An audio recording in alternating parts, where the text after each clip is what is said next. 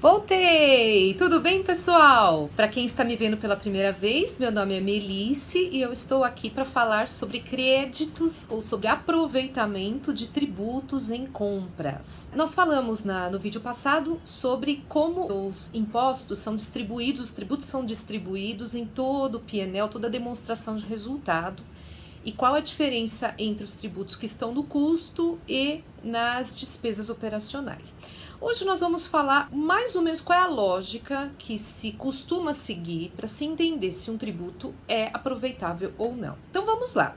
Então vocês estão vendo na tela aí a linha custo de produção, que é onde está os 3 tributos que nós conseguimos fazer uma recuperação razoável. Razoável. Não podemos dizer que ela é total. Razoável. Então tem o ICMS, o IPI e o PIS e COFINS. Desses 3, 2 deles seguem uma lógica muitíssimo parecida e tem um terceiro aí que está se tornando um pouco mais abrangente. Então eu vou dizer para vocês, o ICMS e o IPI, como são muito relacionados à circulação de mercadoria ou circulação de produção, eles têm a legislação básica, a base, parecida. Portanto, tanto o ICMS quanto o IPI são tributos em que se pode recuperar em etapas da cadeia produtiva. Por exemplo, estou revendendo uma mercadoria que tem uma fabricação talvez importada, ou tem um componente de fabricação, ou eu importei algo, então eu vou ter crédito de ICMS e de IPI. Eu estou fabricando algo e estou precisando usar nisso insumos, produtos intermediários, embalagens e as coisas, itens que são necessários à produção. Então, o ICMS e o IPI, se você é fabricante, sim, podem ser recuperados nisso. A lógica desses dois é essa.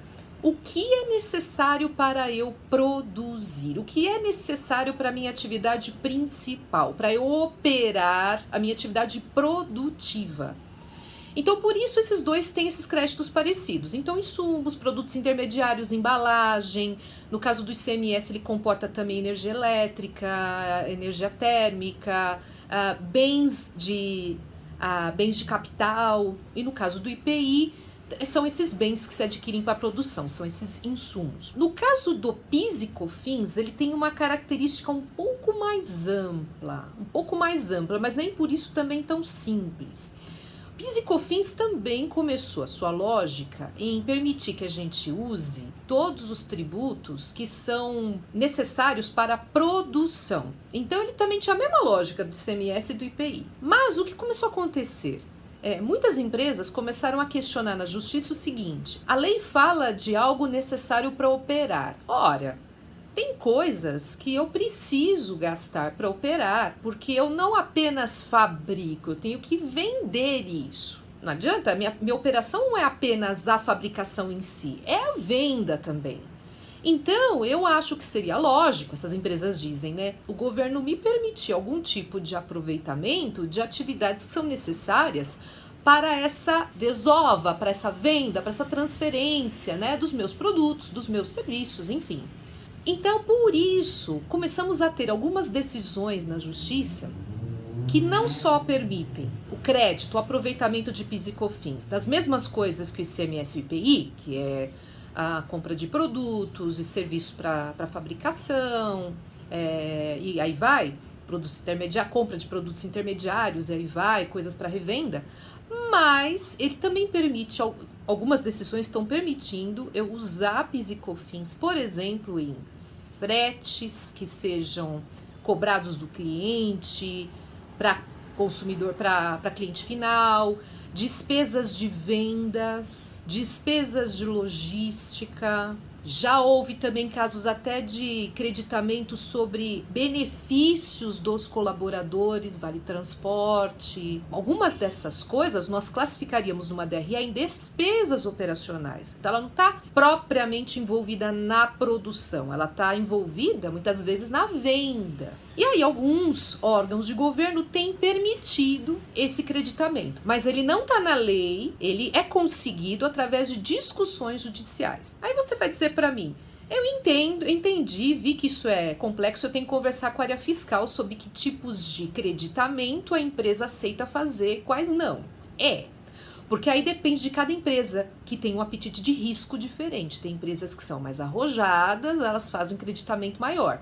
Tem empresas que são extremamente conservadoras, elas vão apenas naquilo que a lei coloca preto no branco e que todo mundo faz e não dá o menor problema. E tem empresas que já têm um comportamento intermediário aí de ir vendo a tendência do mercado e dos julgamentos e ela vai fazendo algum tipo de creditamento. Mas você pode pensar assim, tá, mas eu acho mais seguro se de repente houvesse algum tipo de benefício fiscal que eu pudesse usar, né? Existe alguma lista de benefícios fiscais? Não. Por que não? Porque o sistema tributário no Brasil é uma colcha de retalhos. Conforme vão pedindo, o governo vai concedendo ou não. Então fica muito bagunçado. Agora, benefícios fiscais que envolvem redução de tributação, os mais comuns são aqueles quando eu compro algumas coisas para bem de capital, por exemplo, ou importo até. Então, se eu importo, por exemplo, itens como bens de capital e não tem um similar nacional, existe um benefício chamado ex-tarifário, que é a redução, por exemplo, do imposto de importação. Aí tem que cumprir os requisitos lá. Também tem drawback. O que é drawback? Eu posso comprar insumos de fora.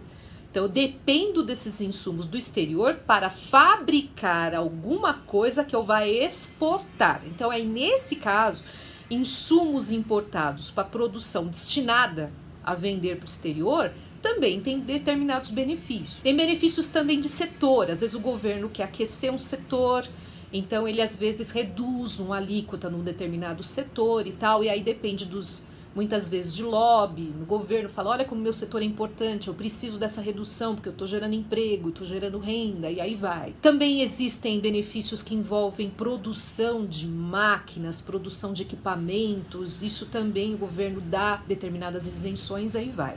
Mas o que é importante a gente saber? Se a gente entender a lógica de funcionamento desses impostos de forma geral, assim, bases, quais são as bases e alíquotas principais, não é nenhum conhecimento profundo, pode ter certeza que a gente fica com um perfil muito diferenciado para a gente fazer essas pesquisas, para a gente conseguir dominar um pouco o universo de compras com um olhar inteligente de reduções fiscais, um olhar inteligente de forma fiscal. Eu espero ter ajudado vocês de verdade, foi muito bom estar com vocês e eu aguardo vocês em outros encontros para falar um pouco mais desse assunto que é bem legal, é bem interessante.